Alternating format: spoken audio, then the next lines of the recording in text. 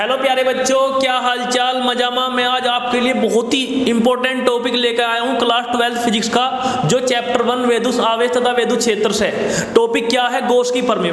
प्यारे बच्चों, हर साल यहां से पेपर में कुछ ना कुछ जरूर आता है, कम से कम 3 से 4 नंबर का कोई भी गॉस की प्रमेय का अनुप्रयोग। तो पहले बच्चों हम ये जान लेते हैं कि गॉस की प्रमेय क्या होती है। तो प्यारे बच्चों, अगर मैं डेफिनेशन की बात करूं, परिभाषा की बात करूं कि गॉस की प्रमेय की डेफिनेशन या परिभाषा क्या होती है, तो प्यारे बच्चों समझो, किसी बंद पृष्ठ से गुजरने वाला कुल वैद्युत फ्लक्स। पिछली क्लास में प्यारे बच्चों हमने वैद्युत फ्लक्स के बारे में पढ़ा था कि वैद्युत फ्लक्स क्या होता है। किसी बंद पृष्ठ से आने वाली कुल बल रेखाओं की माप। मान लो इस बोर्ड से 100 वैद्युत बल रेखाएं बाहर आ रही है, तो वो हमारे लिए वैद्युत फ्लक्स बन जाएगा। सपोज करो मेरे अंदर से 500 वैद्युत बल रेखाएं बाहर आ रही है, तो वही हमारे लिए क्या बन जाएगा प्यारे बच्चों? वैद्युत फ्लक्स बन जाएगा। तो प्यारे बच्चों, गॉस की प्रमेय क्या है? बहुत ही ज्यादा इंपॉर्टेंट टॉपिक है। बहुत ही ध्यान से देखो कि किसी भी बंद पृष्ठ से गुजरने वाला कुल वैद्युत फ्लक्स पृष्ठ के भीतर रखे कुल आवेश का 1/ε0 गुना होता है। प्यारे बच्चों दोबारा समझो, किसी बंद पृष्ठ से गुजरने वाला कुल वैद्युत फ्लक्स पृष्ठ के भीतर रखे कुल आवेश का 1/ε0 गुना होता है। प्यारे बच्चों, हम फ्लक्स को किससे रिप्रेजेंट करते थे? प्यारे बच्चों, हम फ्लक्स को ऐसे गोला बना के और उसमें एक डंडा खींच दो, फ्लक्स को हम रिप्रेजेंट करते थे प्यारे बच्चों फाई से। इस सिंबल का नाम है फाई। और होता क्या था? ये समाकलन का साइन होता है, ये E.dA। और यहाँ पे लगा देंगे छोटा सा गोला, इसका मतलब क्लोज, पूरी बॉडी को क्लोज करना है, पूरी बॉडी को बंद करना है। तो प्यारे बच्चों, कहीं कहीं तुम्हें एस भी देखने को मिलेगा, उसका मतलब है सरफेस एरिया, पृष्ठ का क्षेत्रफल।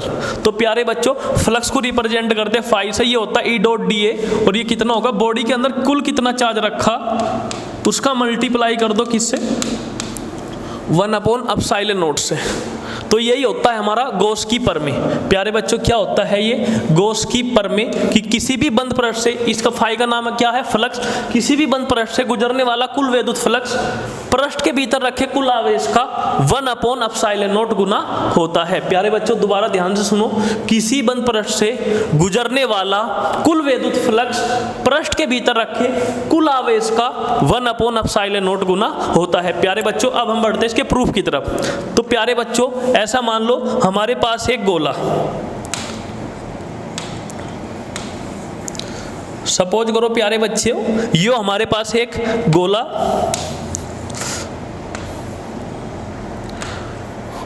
और जिसकी त्रिज्या प्यारे बच्चों सपोज करो r, जिसकी त्रिज्या प्यारे बच्चों हमने क्या मान ली?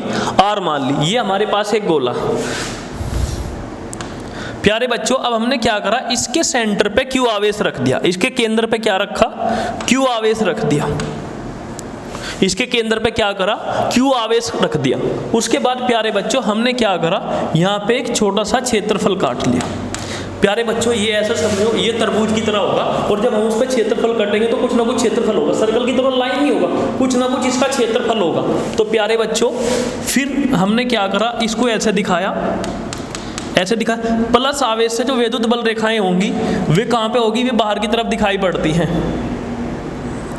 तो प्यारे बच्चों, इस आवेश से जो वैद्युत बल रेखा होगी वो ऐसे बाहर की तरफ निकल रही होगी, ऐसे। एक होता है क्षेत्रफल सदिश, जो मैंने आपको जब वैद्युत फ्लक्स पढ़ाया था, जब बताया था कि क्षेत्रफल सदिश हमेशा बॉडी के लंबवत होता है और बाहर की तरफ होता है। अगर हम इस छोटे से क्षेत्रफल के लिए क्षेत्रफल सदिश देखेंगे तो वो dA बाहर की तरफ होगा और बॉडी के लंबवत होगा, बॉडी के लंबवत होगा। E और dA जब दो सदिश समान दिशा में होते हैं तो उनके बीच में जो एंगल बनता है प्यारे बच्चों, वो बनता है 0 डिग्री का। प्यारे बच्चों, कितने डिग्री का बनता है? 0 डिग्री का। प्यारे बच्चों दोबारा समझो कि हम क्या पढ़ रहे हैं? गॉस की प्रमेय। किसी बंद पृष्ठ से गुजरने वाला कुल वैद्युत फ्लक्स पृष्ठ के भीतर रखे कुल आवेश का 1/ε0 गुना होता है। उसके बाद हमने क्या लिया? एक गोला लिया जिसकी त्रिज्या r और उसके केंद्र पे Q आवेश रख दिया। यहाँ से वैद्युत बल रेखाएं बाहर की तरफ और क्षेत्रफल सदिश भी बाहर की तरफ, दोनों समान दिशा में है। इसका मतलब उनके बीच में जो एंगल होगा वो होगा 0 डिग्री का। प्यारे बच्चों,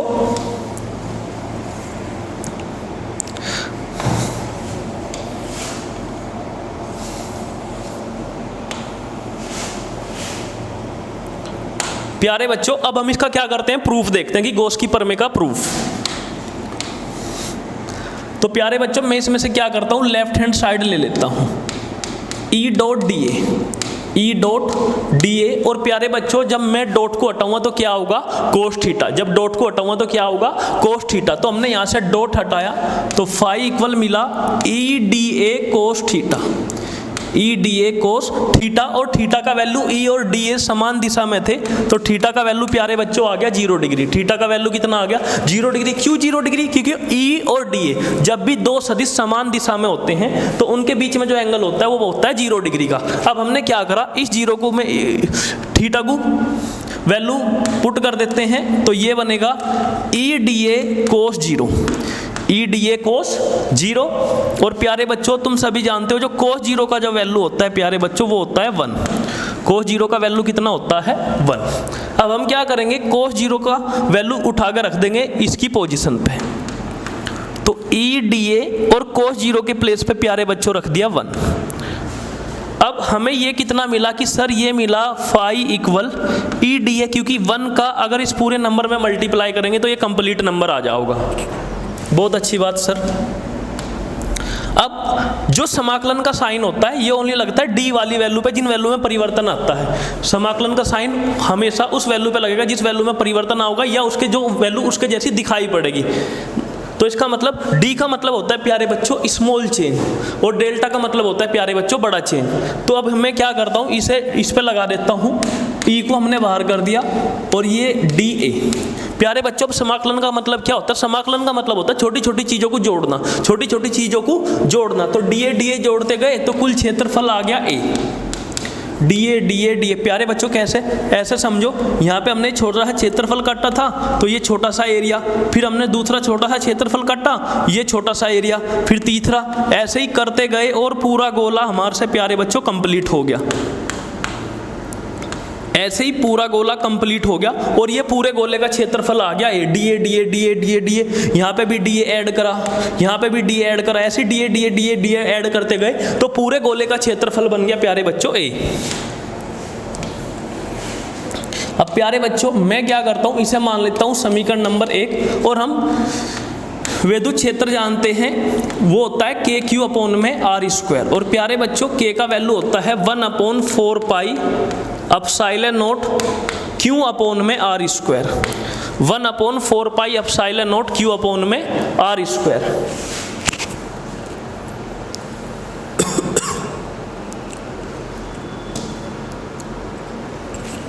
प्यारे बच्चों गोले का क्षेत्रफल कितना होता है आप सब बताओगे मुझे, ये होता है 4 पाई आर स्क्वायर। गोले का क्षेत्रफल कितना होता है 4 पाई आर स्क्वायर। विद्युत क्षेत्र कितना होता है के क्यू बाई आर स्क्वायर, और के का वैल्यू होता है 1/4 पाई एप्सिलॉन नॉट। अब मैं क्या करता हूँ, ई तथा ए के मान को समीकरण 1 में रखने पर, ई तथा ए के मान को समीकरण 1 में रखने पर, समीकरण 1 में रखने पर प्यारे बच्चों ई तथा ए के मान को समीकरण 1 में रखने पर तो फाई ई का वैल्यू प्यारे बच्चों कितना आया 1/4 pi epsilon naught Q upon में आर स्क्वायर, क्यू अपॉन में आर स्क्वायर। प्यारे बच्चों क्षेत्रफल का वैल्यू कितना आया 4 pi R square, 4 pi R square. प्यारे बच्चों 4 पाई से 4 पाई कट गया और आर स्क्वायर से आर स्क्वायर कट गया तो फाई का वैल्यू मिला 1/एप्सिलॉन नॉट इंटू में क्यू। इसमें से हमने प्यारे बच्चों क्या लिया, लेफ्ट हैंड साइड लिया और राइट हैंड साइड पुट कर दिया, प्रूफ कर दिया। लेफ्ट हैंड साइड लिया और राइट हैंड साइड को क्या कर दिया, प्रूफ कर दिया। तो प्यारे बच्चों गॉस की प्रमेय ये बोलते हैं किसी बंद पृष्ठ से गुजरने वाला कुल विद्युत फ्लक्स पृष्ठ के भीतर रखे कुल आवेश का 1/एप्सिलॉन नॉट गुना होता है। प्यारे बच्चों गॉस थ्योरम में कुछ नहीं है, ये बहुत ही इजी है, इसे आप बहुत आसान तरीके से मैंने आपको समझा दिया है और पेपर में ऐसा समझो 100% आओगी 2026 के पेपर में। उसके बाद प्यारे बच्चों दोबारा समझ लेते हैं। मान लो ये गोला, उसके केंद्र पे हमने क्या करा, एक क्यू आवेश रख दिया जिसकी त्रिज्या r, यहाँ पे हमने एक छोटा सा क्षेत्रफल कट कर लिया जिसका क्षेत्रफल सदिश होगा बाहर की तरफ। इस धनावेश की वजह से आवेश भी होगा बाहर की तरफ। E और DA समान दिशा में बने तो थीटा का वैल्यू 0 डिग्री। इसमें से हमने लेफ्ट हैंड साइड ले लिया E डॉट DA और जैसे हमने डॉट को हटाया तो आया प्यारे बच्चों कोस थीटा, और थीटा का वैल्यू प्यारे बच्चों कितना है 0 डिग्री। जैसे ही हमने कोस 0 का वैल्यू निकाला वो आया 1, तो ये बना EDA। उसके बाद जो समाकलन का साइन होता है वो ओनली डी वाली वैल्यू पे लगेगा जिस वैल्यू में चेंज आ रहा होगा, तो हमने यहाँ डी पे लगा दिया। फिर हम गोले का छोटा छोटा क्षेत्रफल ऐड करते गए तो पूरे गोले का क्षेत्रफल कितना आ गया, ए आ गया। फिर हमने क्या करा, इसे समीकरण नंबर 1 मान लिया। फिर हमें पता है ई का वैल्यू कितना होता है, के क्यू अपॉन में आर स्क्वायर, और के कितना होता है 1/4 pi epsilon naught Q upon में आर स्क्वायर, और गोले का क्षेत्रफल कितना होता है प्यारे बच्चों 4 पाई आर स्क्वायर। अब हमने क्या करा प्यारे बच्चों, ई तथा ए का मान समीकरण 1 में रखने पर अब हमने ई का वैल्यू रखा 1/4 pi epsilon naught Q upon में आर स्क्वायर, और क्षेत्रफल कितना है 4 पाई आर स्क्वायर। प्यारे बच्चों 4 पाई से 4 पाई कट गया, आर स्क्वायर से आर स्क्वायर कट गया, कितना बचा 1/एप्सिलॉन नॉट इंटू क्यू। तो ये वही बता रहा कि किसी बंद पृष्ठ से गुजरने वाला कुल विद्युत फ्लक्स पृष्ठ के भीतर रखे कुल आवेश का 1/एप्सिलॉन नॉट गुना होता है। अब प्यारे बच्चों अब हम आगे बढ़ते हैं और गॉस की प्रमेय पे क्वेश्चन करते हैं जिससे हमारा कंसेप्ट और ज्यादा बिल्ड हो जा और ज्यादा मजबूत हो जा। तो प्यारे बच्चों क्वेश्चन क्या है,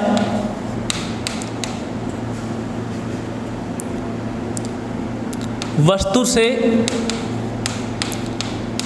गुजरने वाला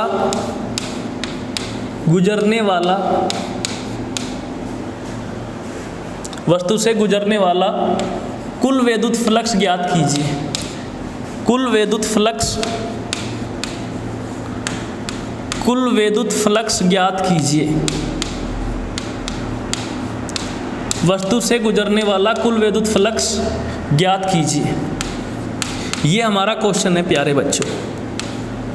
वस्तु से गुजरने वाला कुल विद्युत फ्लक्स ज्ञात कीजिए। तो प्यारे बच्चों फ्लक्स का निकालने का फॉर्मूला क्या है, बॉडी के अंदर कुल कितना आवेश रखा उसे डिवाइड कर दो किससे, एप्सिलॉन नॉट से। यही हमारा सूत्र है किसे निकालने का, फ्लक्स को निकालने का। और ये हमें किसने बताया था, गॉस ने बताया था कि बॉडी के अंदर कुल कितना आवेश रखा उसे डिवाइड कर दो किससे, एप्सिलॉन नॉट से। प्यारे बच्चों मान लो ये हमारा पहला क्वेश्चन, यहाँ पे एक गोला, उस गोले की त्रिज्या r और इसके अंदर q आवेश रखा, तो इससे कितना फ्लक्स हो जाएगा। तो तुम बोलोगे सर इसके अंदर टोटल कितना आवेश रखा, q divide by epsilon not, divide by epsilon not. प्यारे बच्चों दूसरा क्वेश्चन, मान लो हमारे पास एक गोला, क्या है हमारे पास एक गोला मतलब प्यारे बच्चों स्फीयर जिसकी त्रिज्या r, और मैंने क्या करा इसके अंदर एक विद्युत द्विध्रुव रख दिया और इसके बीच की दूरी 2 है। मैंने बताया गोले से कुल विद्युत फ्लक्स ज्ञात करो, गोले से कुल विद्युत फ्लक्स ज्ञात करो। क्या करना है प्यारे बच्चे, गोले से कुल विद्युत फ्लक्स ज्ञात करो। तो प्यारे बच्चों फ्लक्स का फॉर्मूला क्या होता है कि सर बॉडी के अंदर कुल कितना आवेश है, कुल कितना आवेश है उसे डिवाइड कर दो किससे, एप्सिलॉन नॉट से। तो प्यारे बच्चों कुल कितना आवेश हो गया, -q + q divide by epsilon not. ये तो काट के प्यारे बच्चों 0 आ गया, तो 0 divide by epsilon not.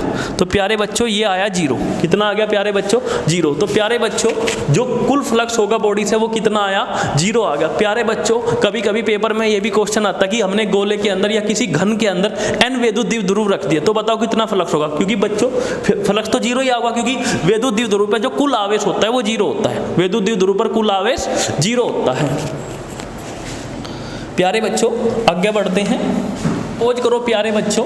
Question number 3, हमें ये एक सिलेंडर दे दिया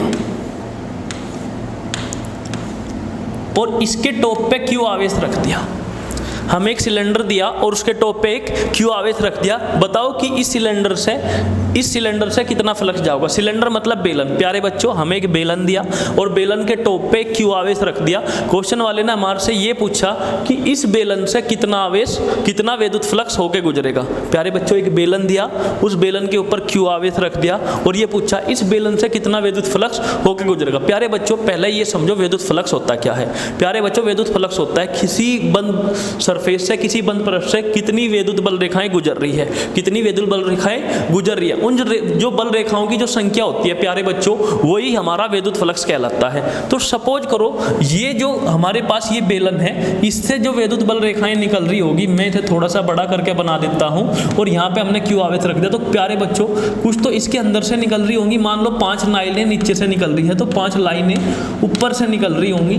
तो आधा फ्लक्स इससे जा रहा है, आधा फ्लक्स ऊपर से जा रहा है। तो इसका मतलब विद्युत फ्लक्स तो सर वो होता है कि मान लो अगर टोटल इसके अंदर से, इस आवेश के अंदर से 10 लाइनें निकल रही तो बेलन से कितनी निकल रही, 5, तो सर इसका विद्युत फ्लक्स 5 हुआ। पर हम मैथमेटिक्स से कैसे करेंगे, तो प्यारे बच्चों उसे करने का तरीका है कि हम क्या करते हैं, जो ये हमारे वाला बेलन है, बेलन जिसके ऊपर ये आवेश रखा है क्यों, हम क्या करते हैं इसके ऊपर एक और इतने ही साइज का बेलन रख देते हैं इमेजिनरी, ऐसा सोच लेते हैं। तो अब ये बेलन पूरे, ये आवेश पूरे तरीके से क्लोज हो गया, जितनी लाइनें ऊपर से जा रही होंगी उतनी लाइनें नीचे से ही जा रही होगी। अब हमें गॉस ने क्या बताया कि फ्लक्स कैसे निकालते हैं। फ्लक्स निकालने का एक ही तरीका है कि इस पे बॉडी पे के अंदर कुल कितना आवेश रखा उसे डिवाइड कर दो एप्सिलॉन नॉट से, तो इतना फ्लक्स जाओगा। तो प्यारे बच्चों फिर क्या होगा, पर ये जो टोटल फ्लक्स कुछ ऊपर से जा रहा होगा और कुछ नीचे से, हाफ से कितना जाओगा। अगर हमें 10 का हाफ करना हो प्यारे बच्चों, तो हम क्या करेंगे 1/2 से मल्टीप्लाई कर देंगे और ये 5 आ जाओगा। तो प्यारे बच्चों हम यहाँ ऐसे ही करेंगे, ये जो फ्लक्स जा रहा है पूरी बॉडी से जा रहा है, पर हमारा क्वेश्चन तो हाफ बॉडी से था, इस वाले बेलन से था, इससे कितना जाओगा, तो हम क्या करेंगे 1/2 से मल्टीप्लाई कर देंगे।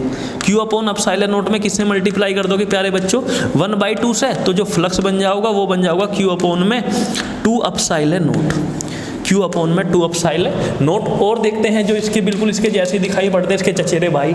मान लो हमारे पास एक अर्धगोला जिसके केंद्र पे Q आवेश रखा हुआ है, कह रहे हैं इस गोले से बताओ, इस अर्धगोले से बताओ कितना विद्युत फ्लक्स होकर गुजरेगा। तो प्यारे बच्चों हमें कुछ नहीं करना, हमें एक और इतने साइज का इसके ऊपर एक और गोला बना देना है। तो हमें पता पूरे गोले से प्यारे बच्चों जो फ्लक्स जाओगा पूरे गोले से जाओगा Q अपॉन में एप्सिलॉन नॉट। पर सर हमारे पास तो अर्ध ही गोला था, अब क्या करो 1/2 से इसके साथ मल्टीप्लाई कर दो। 1/2 से प्यारे बच्चों हमने क्या कर दिया इसका मल्टीप्लाई, तो ये बना Q अपॉन में 2 एप्सिलॉन नॉट, Q अपॉन में 2 एप्सिलॉन नॉट। प्यारे बच्चों और आगे बढ़ते हैं,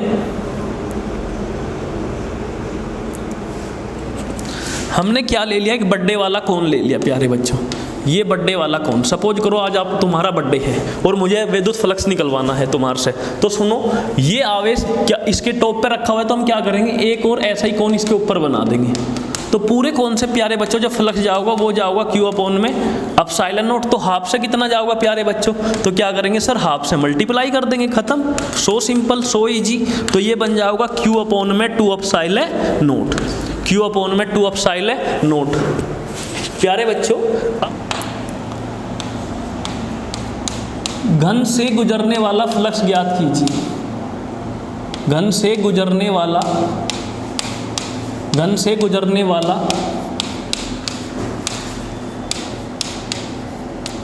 फ्लक्स ज्ञात कीजिए। घन से गुजरने वाला फ्लक्स ज्ञात कीजिए।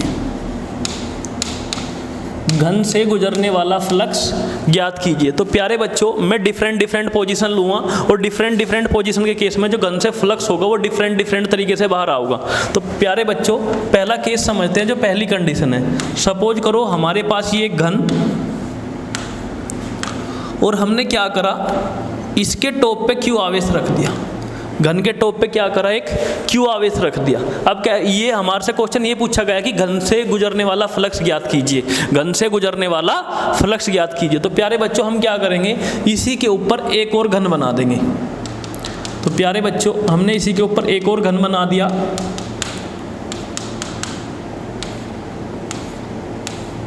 ये हमने एक और घन बना दिया। तो प्यारे बच्चों दोनों घन से जो फ्लक्स जाएगा वो जाएगा Q अपॉन में एप्सिलॉन नॉट। तो एक घन से कितना हो जाएगा Q अपॉन में 2 एप्सिलॉन नॉट, क्योंकि दो घन जुड़ के एक बॉडी मान लिया। दो घन जुड़ के एक बॉडी मान लिया तो दोनों से पूरी बॉडी से कितना जाएगा Q अपॉन में एप्सिलॉन नॉट। तो एक से कितना जाएगा, तो 2 को डिवाइड में भेज दिया तो कि सर एक घन से जाएगा Q अपॉन में 2 एप्सिलॉन नॉट। अब दूसरी पोजीशन लेते हैं प्यारे बच्चों। सपोज करो हमने जो ये आवेश था घन के टॉप की एज लेंथ पे रख दिया, यहाँ पे कि आवेश हमने यहाँ पे रख दिया। प्यारे बच्चों अब बताओ इससे कितना फ्लक्स जाएगा। तो प्यारे बच्चों मैं बताता हूँ हमें क्या करना पड़ता है, जो आवेश को प्रॉपर सिमेट्री देनी पड़ती है। तो पहले हम क्या करेंगे, एक घन लगाओगे इसके साइड में, ये लगा दिया प्यारे बच्चों, और 2 घन लगा देंगे इसके ऊपर कि सर लो ये लगा दिए 2 घन और इसके ऊपर।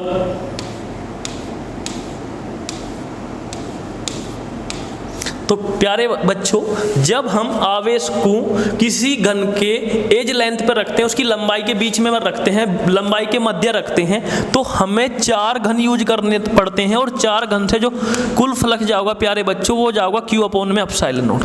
तो प्यारे बच्चों 1 से कितना जाओगा, तो वो जाओगा Q अपॉन में 4 एप्सिलॉन नॉट, Q अपॉन में 4 एप्सिलॉन नॉट। तो प्यारे बच्चों पोजीशन याद रखियो, अगर जो घन है घन के टॉप पे रखा हुआ है और टॉप के भी मध्य बिंदु पे, तो हम यूज करते हैं 2 घन। तो 2 घन से जाओगा Q अपॉन में एप्सिलॉन नॉट, तो 1 घन से कितना हो जाएगा Q अपॉन में 2 एप्सिलॉन नॉट। प्यारे बच्चों अगर एज लेंथ पे रखा हुआ है यहाँ पे, तो हमें क्या करना पड़ेगा, 1 घन इसके बराबर में रखना पड़ेगा और 2 घन इसके ऊपर रखने पड़ेंगे। तो 4 घन से कितना जाएगा Q अपॉन में एप्सिलॉन नॉट, तो 1 घन से कितना हो जाएगा Q अपॉन में 4 एप्सिलॉन नॉट। प्यारे बच्चों आगे बढ़ते हैं और दूसरी पोजीशन लेते हैं। सपोज करो प्यारे बच्चों ये हमारे पास एक और घन, और हमने क्या करा, जो आवेश था अब की बार किसी एक कॉर्नर पे रख दिया, आवेश को किसी एक कॉर्नर पे रख दिया। अब बताओ कितना विद्युत फ्लक्स जाएगा। तो प्यारे बच्चों हम क्या करेंगे, एक घन तो बना देंगे इसके साइड में, 2 घन बनाओगे प्यारे बच्चों इसके पीछे, ये 2 घन बन गए। तो प्यारे बच्चों हमने क्या करा, एक साइड में बनाया, 2 इसके पीछे बनाया। तो प्यारे बच्चों 4 इसके ऊपर रखने पड़ेंगे कि सर लो 4 इसके ऊपर भी रख दिए। एक तो ये हो गया प्यारे बच्चों,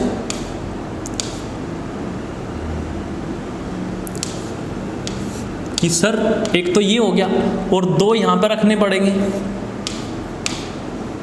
तो प्यारे बच्चों 4 नीचे और 4 ऊपर, तो टोटल घन कितने यूज हुए, 8 घन से कितना जाओगा Q अपॉन में एप्सिलॉन नॉट। तो 1 घन से कितना हो जाएगा प्यारे बच्चों Q अपॉन में 8 एप्सिलॉन नॉट। तो प्यारे बच्चों हमें डिफरेंट पोजीशन के लिए डिफरेंट घन लेने पड़ेंगे। तो प्यारे बच्चों अगर हमने टॉप के मध्य बिंदु पर रखा तो कितने घन लेते हैं, 2 घन। 2 घन से कितना जाता है Q अपॉन में एप्सिलॉन नॉट, तो 1 घन से कितना हो जाएगा Q अपॉन 2 एप्सिलॉन नॉट। पर अगर हमने घन की किसी एक लंबाई के मध्य बिंदु पर रख दिया तो हमें लेने पड़ेंगे 4 घन, और 4 घन से जाएगा Q अपॉन में एप्सिलॉन नॉट, तो 1 घन से कितना हो जाएगा Q अपॉन में 4 एप्सिलॉन नॉट। पर प्यारे बच्चों अगर हमने घन के कॉर्नर पर रख दिया तो हमें क्या करना पड़ेगा, 1 उसके बगल में रखना पड़ेगा, 2 उसके पीछे और 4 उसके ऊपर। तो हमें कुल 8 घन लेने पड़ेंगे, और 8 घन से कितना जाएगा Q अपॉन में एप्सिलॉन नॉट, तो 1 घन से कितना हो जाएगा Q अपॉन में 8 एप्सिलॉन नॉट। प्यारे बच्चों अगर वो एक फेज से पूछ ले, रहा है घन के एक फेज से, घन के एक फेज से कितना फ्लक्स जाओगा, घन के एक पृष्ठ से कितना फ्लक्स जाओगा। तो प्यारे बच्चों अभी हमने पढ़ा था कि अगर टोटल घन से कितना फ्लक्स जाओगा, तो अगर हमें 8 घन यूज करने पड़ते हैं तो Q अपॉन में एप्सिलॉन नॉट, तो 1 घन से हो जाओगा Q अपॉन में 8 एप्सिलॉन नॉट।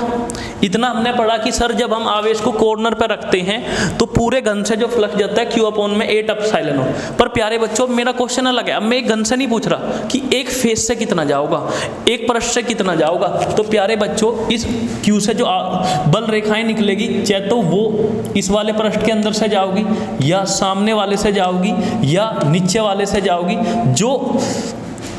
जो पृष्ठ इस आवेश से टच है, जैसे ये वाला, इसके साइड वाला और ये ऊपर वाला, इनसे कोई विद्युत बल रेखा होके नहीं जाओगी तो इनका फ्लक्स काउंट नहीं होगा। तो जो फेस इस आवेश से अटैच है उनसे कोई बल रेखा जाने वाली नहीं है, तो हमें बस ओनली 3 फेस से फ्लक्स जाओगा, और वो 3 फेस का जो फ्लक्स होता है प्यारे बच्चों वो होता है Q अपॉन में 8 एप्सिलॉन नॉट। तो एक फेस से कितना हो जाएगा प्यारे बच्चों, ये हो जाएगा Q अपॉन में 24 एप्सिलॉन नॉट। मतलब कि एक पृष्ठ से जो हो जाओगा Q अपॉन में 24 एप्सिलॉन नॉट। प्यारे बच्चों ये बात तुम्हें डायरेक्ट याद रखनी है कि अगर एक घन से पूछा गया है, जब हमने आवेश को कॉर्नर पर रखा तो वो आएगा Q अपॉन में 8 एप्सिलॉन नॉट। पर अगर एक फेज से पूछा गया है, एक पृष्ठ से पूछा गया है, तो हो जाएगा प्यारे बच्चों Q अपॉन में 24 एप्सिलॉन नॉट। प्यारे बच्चों हमारा नेक्स्ट क्वेश्चन है, माना एक वर्ग जिसकी भुजा L है, माना एक वर्ग जिसकी भुजा L है, वर्ग के केंद्र से L/2 दूरी पर एक आवेश रखा गया है, वर्ग से गुजरने वाला फ्लक्स ज्ञात कीजिए। तो प्यारे बच्चों ऐसा समझो हमारे पास ये एक वर्ग जिसकी भुजा L, और इससे L/2 दूरी पे हमने क्यू आवेश रख दिया, कह रहा वर्ग से गुजरने वाला फ्लक्स ज्ञात कीजिए। तो प्यारे बच्चों हमें क्या करना पड़ेगा, इस आवेश को पूरे तरीके से क्लोज करना पड़ेगा, क्योंकि गॉस की थ्योरम तभी लगते हैं जब आवेश पूरी तरीके से बंद हो, क्योंकि बंद पृष्ठ की बात करते हैं। किसकी बात करते हैं, बंद पृष्ठ की। तो प्यारे बच्चों मैं क्या करूँगा, इसे बंद पृष्ठ बना दूंगा और मैं इसे बंद पृष्ठ ऐसे बनाऊंगा, मैं इसे बना दूंगा घन। तो प्यारे बच्चों ये रही वो L दूरी और यहाँ से L/2 दूरी ऊपर हम वो ये रहा हमारा Q आवेश। यही था हमारा क्वेश्चन। हमने क्या करा, इसे घन में तब्दील कर दिया। ये रहा वो हमारा वर्ग, मतलब कि घन का एक फेस वो वर्ग जिससे हमें विद्युत फ्लक्स ज्ञात करना है। तो प्यारे बच्चों घन में कितने फेस होते हैं, 6। तो 6 फेस से जो फ्लक्स जाएगा प्यारे बच्चों वो जाएगा Q अपॉन में एप्सिलॉन नॉट। तो एक फेस से कितना हो जाएगा, Q अपॉन में 6 एप्सिलॉन नॉट। प्यारे बच्चों 6 फेस से कितना हो जाएगा, Q अपॉन में एप्सिलॉन नॉट। तो एक फेस से कितना होगा प्यारे बच्चों, Q अपॉन में 6 एप्सिलॉन नॉट। प्यारे बच्चों ये क्वेश्चन यहाँ पे खत्म होता है। चलते हैं नेक्स्ट क्वेश्चन पे। प्यारे बच्चों मैं आपको एक महत्वपूर्ण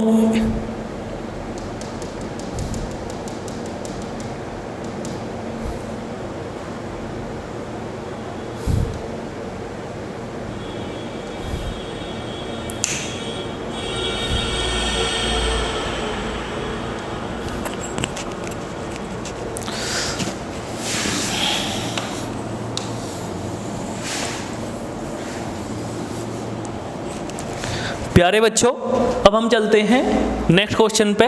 प्यारे बच्चों मैं तुम्हें एक नोट लिखवाता हूं। नोट,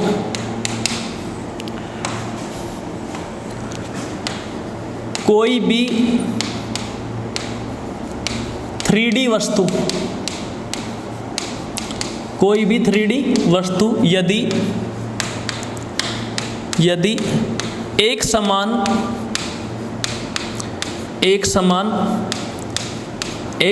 विद्युत क्षेत्र में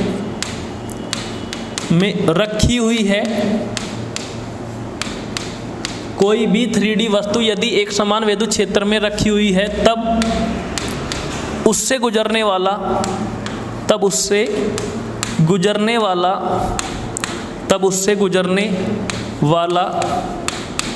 कुल विद्युत फ्लक्स शून्य होगा। कुल विद्युत फ्लक्स शून्य होगा। तब उससे गुजरने वाला कुल विद्युत फ्लक्स शून्य होगा। प्यारे बच्चों नोट क्या है, कोई भी 3D वस्तु यदि एक समान विद्युत क्षेत्र में रखी हुई है तब उससे गुजरने वाला कुल विद्युत फ्लक्स शून्य होगा। सेकंडों में आंसर आ जाएगा। जब भी कोई 3D वस्तु एक समान विद्युत क्षेत्र में रखो तब उससे गुजरने वाला कुल विद्युत फ्लक्स कितना हो जाएगा प्यारे बच्चों, शून्य हो जाएगा। मैं आपको एक क्वेश्चन के माध्यम से समझाता हूं। मान लो ये हमारे पास एक समान विद्युत क्षेत्र E। हमने यहाँ क्या करा, इसके अंदर एक बेलन रख दिया। क्या रख दिया प्यारे बच्चों, एक बेलन। अब हमने क्या करा, इस बेलन से गुजरने वाला कुल विद्युत फ्लक्स निकाला। तो प्यारे बच्चों विद्युत फ्लक्स के लिए हमें फ्लक्स का फॉर्मूला क्या था प्यारे बच्चों, हमारे पास था EA cos theta. EA cos theta. और जो बेलन होता है ना उस पर 3 पृष्ठ होते हैं, 2 समतल पृष्ठ और एक वक्र पृष्ठ, 2 समतल पृष्ठ और एक वक्र पृष्ठ। तो इसमें 3 फेस है। तो पहले फेस का अगर मैं फ्लक्स की बात करूं तो प्यारे बच्चों E इसी दिशा में है तो क्षेत्रफल सदिश भी इसी दिशा में होगा। E और A सेम दिशा में आ जाओगे। प्यारे बच्चों यहाँ ये E और A सेम दिशा में है तो अगर मैं φ1 की बात करूँ तो वो बनेगा EA और E और A अगर सेम दिशा में है तो θ1 बन जाएगा 0 डिग्री। θ1 कितना बन जाएगा प्यारे बच्चों, 0 डिग्री। अगर θ1 0 डिग्री बन गया और ये हमारा φ1 ये EA cos 0 और प्यारे बच्चों cos 0 पे होता है 1 तो ये बन जाएगा EA।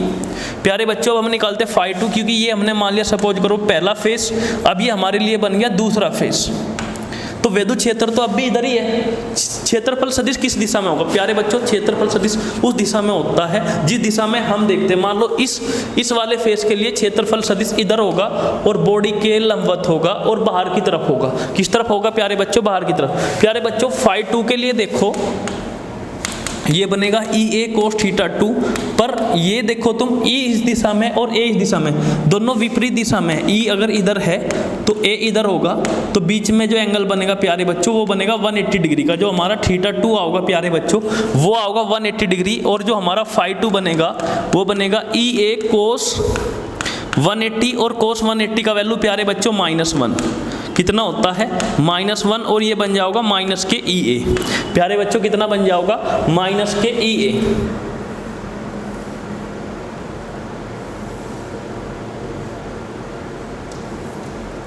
अब हम क्या करते हैं प्यारे बच्चों, आगे बढ़ते हैं। अब तीसरा पृष्ठ जो हमारा वक्र पृष्ठ ई एस है, इस पे क्षेत्रफल सदिश प्यारे बच्चों ऐसे होगा, जो थीटा बनेगा वो 90 डिग्री, तो फाई 3 बन जाओगा ई ए कोस थीटा 3, कोस थीटा 3, और यहाँ पे थीटा 3 प्यारे बच्चों बनेगा 90 डिग्री। ये 90 डिग्री इसलिए बना क्योंकि ये पृष्ठ के लंबवत होगा क्षेत्रफल सदिश, तो हम यहाँ पे रख देंगे जो फाई 3 बनेगा वो बनेगा ई ए कोस थीटा 3, और कोस थीटा 3 का वैल्यू 90 डिग्री, और कोस 90 का वैल्यू प्यारे बच्चों 0, तो पूरा इसका खानदान ही 0 हो जाएगा।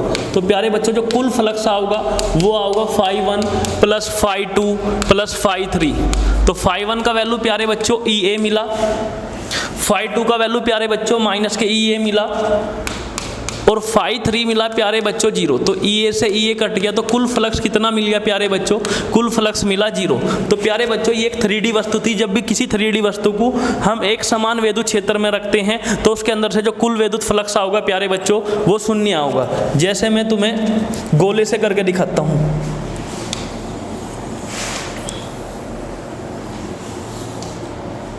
तो प्यारे बच्चों मान लो ये हमारे पास एक गोला, ये गोला जिसकी त्रिज्या r, गोला भी एक 3D वस्तु है, तो इससे भी कुल फ्लक्स जाने वाला प्यारे बच्चों कितना हो जाएगा 0 हो जाएगा। कुल फ्लक्स प्यारे बच्चों कितना हो जाएगा, गोले से भी 0 हो जाएगा, क्योंकि जितना लाइनें एंटर करेगी उतनी लाइनें बाहर जाओगी, जितनी लाइनें एंटर करेगी उतनी लाइनें बाहर जाओगी, तो गोले से गुजरने वाला भी कुल फ्लक्स प्यारे बच्चों कितना हो जाएगा 0। ऐसे ही मान लो अगर मैं कोई घन रख देता हूँ एक समान विद्युत क्षेत्र में, तो प्यारे बच्चों मैंने क्या करा, ये एक घन इसके अंदर रखा, और घन के अंदर से भी, घन भी एक 3D वस्तु है और हमने इसे एक समान विद्युत क्षेत्र में रखा, तो प्यारे बच्चों इधर से फ्लक्स बनेगा ई ए, इधर से फ्लक्स बनेगा प्यारे बच्चों माइनस के ई ए, जो हमने अभी पढ़ा था। तो जो कुल फ्लक्स आऊगा, क्योंकि विद्युत क्षेत्र एक्स दिशा में ही है, एक ही दिशा में, तो फ्लक्स भी एक ही दिशा में होगा, ना वाई में होगा ना जेड में होगा, क्योंकि वहाँ पे कोई विद्युत क्षेत्र विद्युत बल रेखाएं नहीं है, क्योंकि ना जेड में विद्युत बल रेखाएं हैं ना वाई में, ओनली किस में है, ऐसा समझो एक्स में है। तो कुल फ्लक्स जो बनेगा वो बनेगा ई ए माइनस ई ए, और कुल फ्लक्स प्यारे बच्चों 0 बन जाएगा। तो जब भी हम किसी 3D वस्तु को एक समान विद्युत क्षेत्र के अंदर रखते हैं तो उसके अंदर से कुल विद्युत फ्लक्स का मान 0 हो जाता है। प्यारे बच्चों आगे बढ़ते हैं।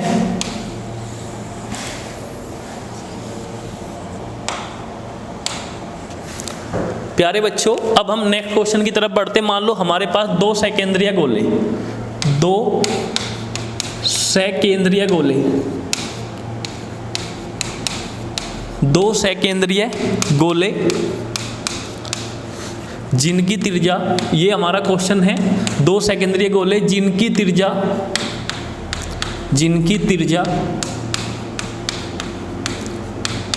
r तथा 2r है, r तथा 2r है, जिनके अंदर आवेश,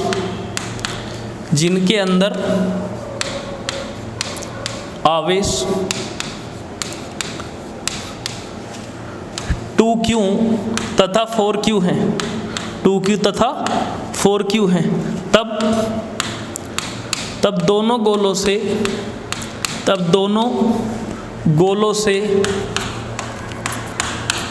से गुजरने वाले फ्लक्स का अनुपात ज्ञात कीजिए। फ्लक्स का अनुपात ज्ञात कीजिए। फ्लक्स का अनुपात ज्ञात कीजिए।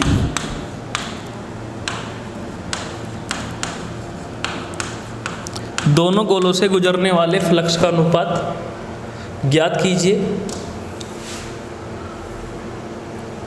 तो प्यारे बच्चों इस क्वेश्चन को कैसे करेंगे, सपोज करो हमारे पास दो सेकेंडरी गोले, मान लो एक गोला ये दूसरा गोला ये, इसकी त्रिज्या r और दूसरे गोले की त्रिज्या 2r, इसके अंदर 2q आवेश रखा और दूसरे गोले के अंदर 4q आवेश रखा। प्यारे बच्चों हमारे पास दो सेकेंडरी गोले जिसकी त्रिज्या r तथा 2r, पहले गोले को मैंने मान लिया S1 स्पेयर मतलब गोला, दूसरे गोले को मान लिया S2। पहले वाले गोले के अंदर रखा 2q आवेश, दूसरे गोले के अंदर रखा कितना 4q आवेश। हमें फ्लक्स का अनुपात ज्ञात करना है। तो प्यारे बच्चों गॉस थ्योरम के अकॉर्डिंग फ्लक्स का फॉर्मूला क्या होता है कि वस्तु के अंदर कुल कितना आवेश रखा उसे डिवाइड कर दो एप्सिलॉन नॉट से। किसी भी वस्तु के अंदर, किसी भी बंद वस्तु के अंदर जितना आवेश रखा उसे किससे डिवाइड कर दो, एप्सिलॉन नॉट से। तो प्यारे बच्चों अगर हम पहली वस्तु के अंदर से फ्लक्स निकालूं, वस्तु के अंदर टोटल कितना आवेश है 2q, हमें से किससे डिवाइड करना पड़ेगा एप्सिलॉन नॉट से।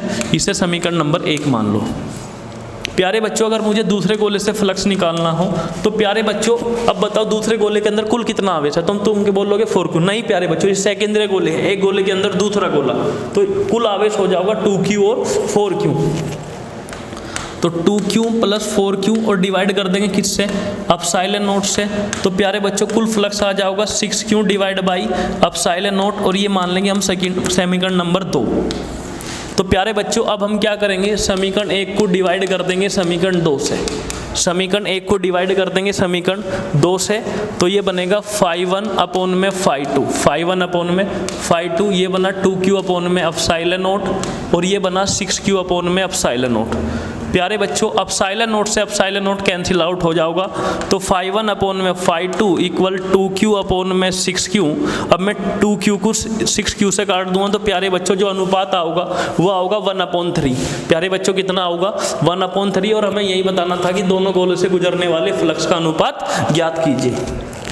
प्यारे बच्चों आगे बढ़ते हैं नेक्स्ट क्वेश्चन की तरफ।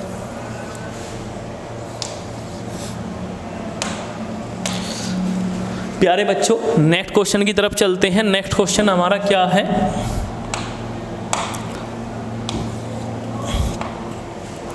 मान लो हमारे पास क्वेश्चन इस प्रकार से है। मान लो हमारे पास ये एक घन, हमारे पास क्या है एक घन जिसकी भुजा 10 सेंटीमीटर।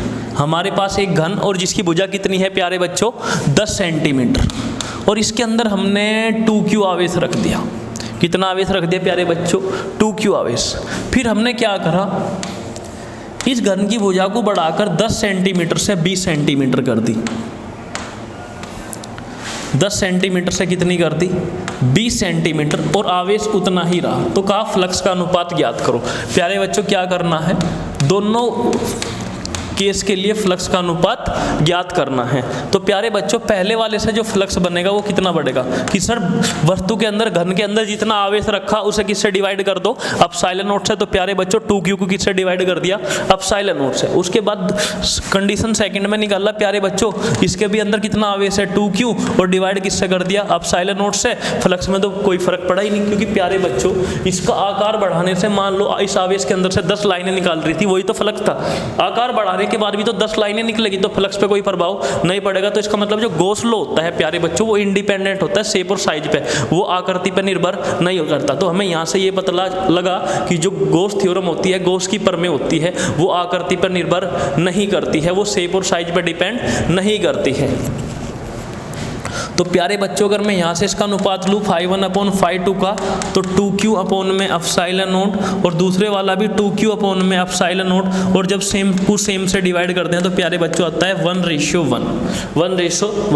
प्यारे बच्चों एक बार और ऐसा क्वेश्चन पूछा गया था, कहा एक बैलून है जिसकी त्रिज्या r, उसके अंदर 4q आवेश रखा है।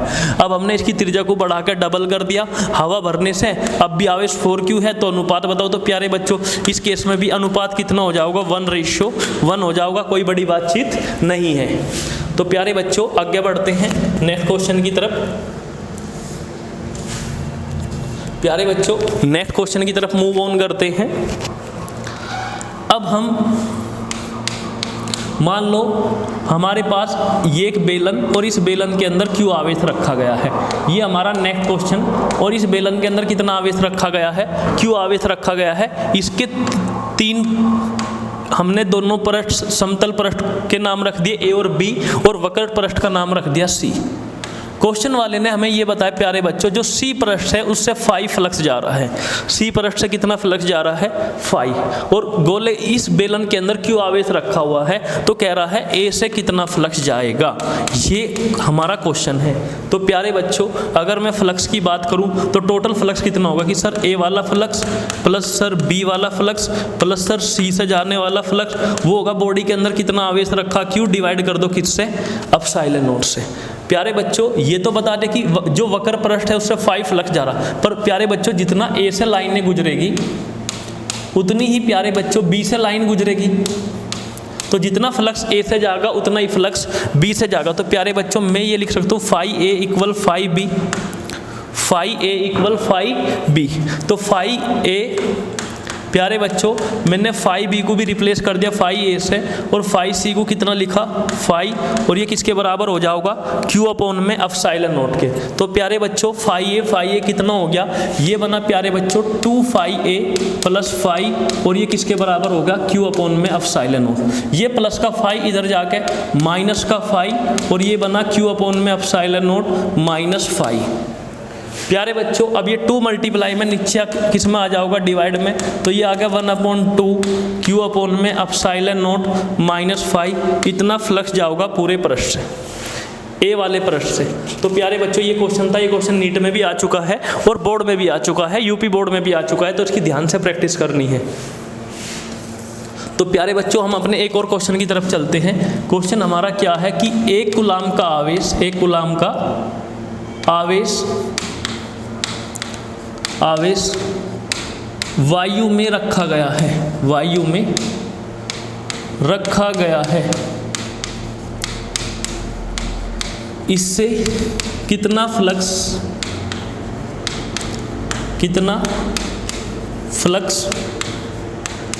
बाहर आएगा?